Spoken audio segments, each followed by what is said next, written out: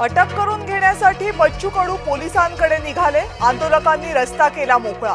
सरकारचं शिष्टमंडळ बच्चू कडूंशी चर्चा करणार।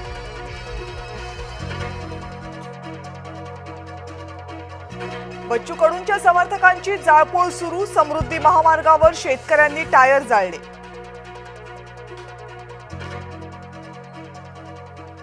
आंदोलकांनी हिंसाचार करू नये, शेतकऱ्यांना नुकसान भरपाई मिळणं ही आमची प्राथमिकता। मुख्यमंत्री देवेंद्र फडणवीस यांचं आंदोलकांना आवाहन।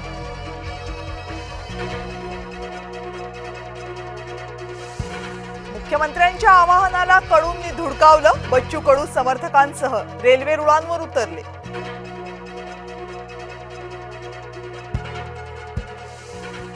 ठाकरेंच्या मोर्चाबाबत कमालीचा संभ्रम। एकाच मोर्चाला सुरू करण्यासाठी 2 ठिकाणं। 1 नोव्हेंबरच्या मोर्चाबाबत ठाकरेंमध्ये समन्वय नाही।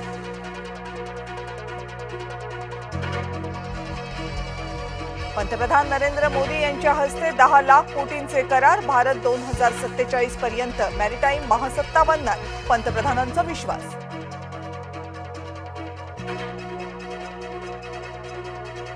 इंडिया मेरीटाईम वीक मध्ये जवळपास 56,000 कोटी रुपयांचे करार, त्यामुळे रोजगार वाढणार, मुख्यमंत्री देवेंद्र फडणवीस यांचं वक्तव्य।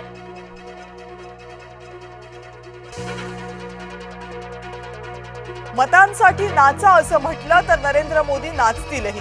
राहुल गांधी यांनी पंतप्रधानांना केलं लक्ष्य। बिहार निवडणुकीतला प्रचार शिगेला।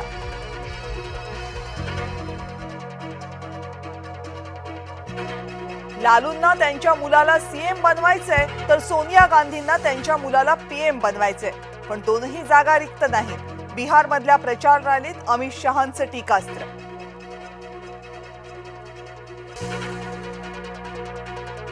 महायुतीमध्ये जागा वाटप सन्मानपूर्वक होईल। महायुतीतच निवडणूक लढणार, शिंदेंनी स्पष्ट केलंय। मंत्री उदय सामंत यांची माहिती।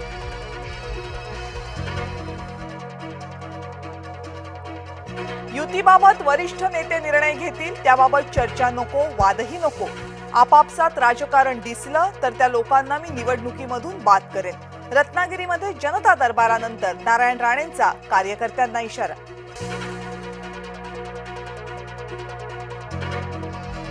फलटणमधील डॉक्टर महिलेचा हॉटेलच्या रूममध्ये जातानाचा सीसीटीव्ही फुटेज समोर। याच हॉटेलच्या रूममध्ये महिला डॉक्टरनं केली होती आत्महत्या।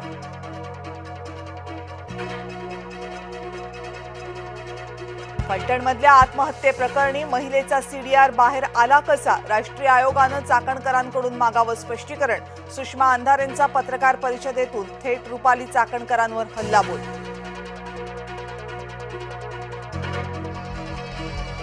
सुसाईड नोटमधील अक्षरांमध्ये फरक, महिलेच्या हातावर दुसरं कुणी लिहिलं का याचाही तपास करावा। सुषमा अंधारेंचा तपास यंत्रणांना खडा सवाल।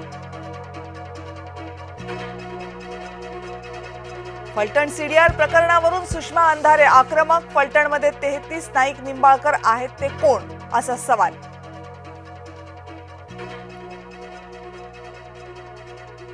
आंदोलनस्थळी बैठक ही मागणी मान्य नाही। मंत्री चंद्रशेखर बावनकुळेंनी आंदोलकांना थेट सुनावलं।